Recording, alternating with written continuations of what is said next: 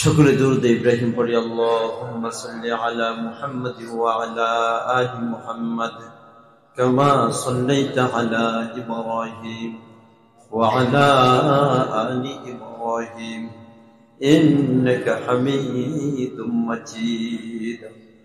আল্লাহুম্মা বারিক আলা মুহাম্মাদ ওয়া আলা আলি মুহাম্মাদ كما باركت على إبراهيم وعلى آل إبراهيم إنك حميد مجيد.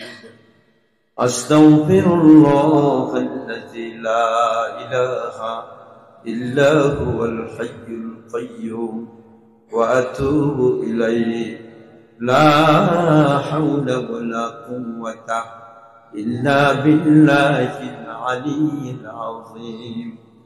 اللهم صل على سيدنا ونبينا وشفيعنا وحبيبنا ومولانا محمد صلى الله عليه وعلى آله وأصحابه وبارك وسلم. দোয়া হইতেছে, আমরা সবাই সবার জন্য দোয়া করি। আমাদের বাবা মা, ভাই বন্ধু, আত্মীয় স্বজন যারা দুনিয়া থেকে চলে গেছেন তাদের জন্য দোয়া করি। যারা দুনিয়াতে বেঁচে আছেন তাদের জন্য দোয়া করি। আল্লাহ যেন সবাইকে চিরতরে ক্ষমা করে দেন। সকলে বলি আমিন, আল্লাহুম্মা আমিন। রব্বানা যালামনা আনফুসানা ওয়া ইন লাম তাগফির লানা ওয়া তারহামনা لنكونن من الخاسرين. ربنا آتنا في الدنيا حسنة وفي الآخرة حسنة وقنا عذاب النار. رب ارحمهما كما ربياني صغيرا. رب ارحمهما كما ربياني صغيرا. রব্বুল আলামিন, আমরা কতিপয় গুনাহগার বান্দা বান্দী, আল্লাহ দীর্ঘক্ষণ বসে কোরআন ও হাদিসের আলোকে আলোচনা শুনে তোমার শাহী দরবারে হাত উঠাইলাম। রব্বুল আলামিন, বাবা আদম হইতে এই পর্যন্ত কত নর মুসলমান কবরবাসী হয়ে গেল। রব্বুল আলামিন, কত নবী রাসূল কোন বিশ্বের বিভিন্ন প্রান্তে ঘুমিয়ে আছেন। সাহাবায়ে কেরামগণ বিশ্বের বিভিন্ন প্রান্তে ঘুমিয়ে আছে। তোমার রাসূলের রওজার পাশে মদিনায় একেবারে খুব কাছে জান্নাতুল বাকি, সেখানে 10,000 সাহাবী ঘুমিয়ে আছে। কারবালার ময়দানে হুসাইন রাদিয়াল্লাহু আনহু সহ অনেক মুসলমান শাহাদাত বরণ করেছেন।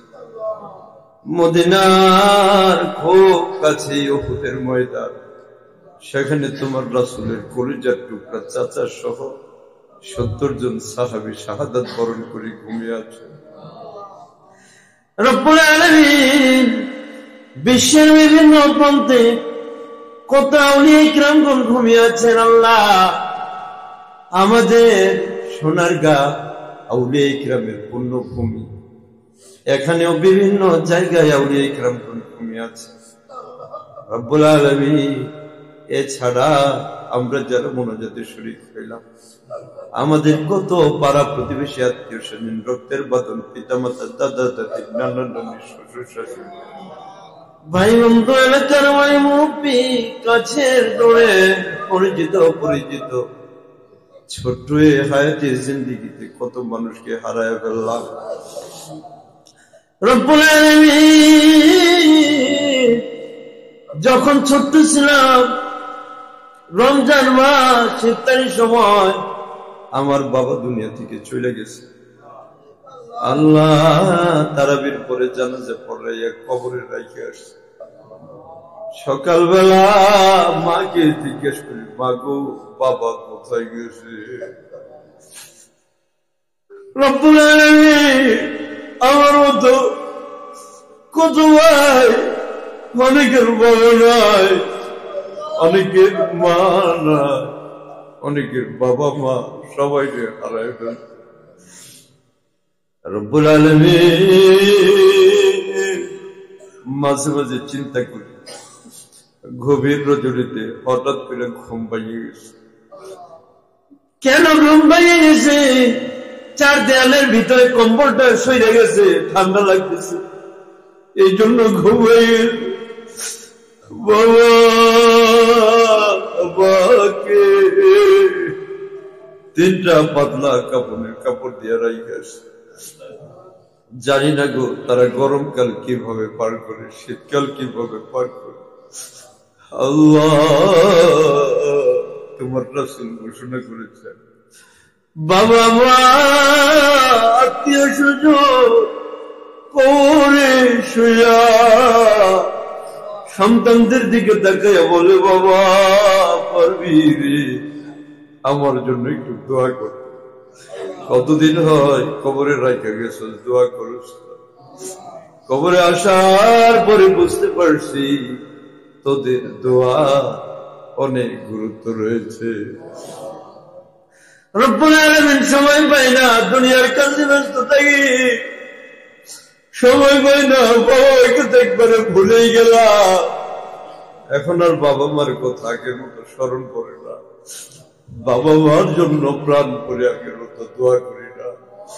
আজকে তো একটু শরীর হইলাম কনকনে শীত বাহিরে। আল্লাহ দক্ষিণ যাত্রাবাড়ি মসজিদ, আল্লাহ মনোজাতে হয় তোমার বান্দাদের দিকে তাকাইয়া দেখো, তোমার বান্দারা কাঁদতেছে দুইটা হাত। আল্লাহ আমাদের মনোজাত তুমি ফিরাইয়া দিও, সবার কবরটা তুমি চিরতরে শান্তির ফয়সালা করে দিও। রব্বুল আলামিন মক্কায় গেলাম, মদিনায় গেলাম, লাখ লাখ মানুষ দেখলাম, ইজতেমার ময়দানে লক্ষ লক্ষ মানুষ দেখলাম। কোনদিন ভুলেও আমার বাবার মতো রূপ বলাই একটা লোক নজরে বলে নাই। আল্লাহ মাঝে মাঝে ছোট্ট সময়ের কথাগুলো মনে পড়ে যায়।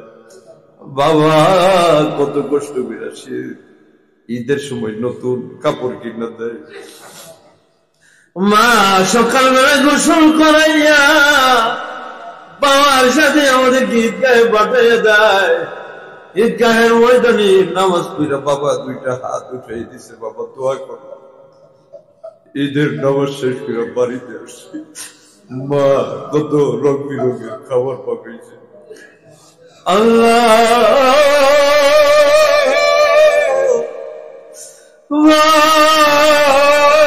মুখির খাবার গুলো খাওয়াইছে।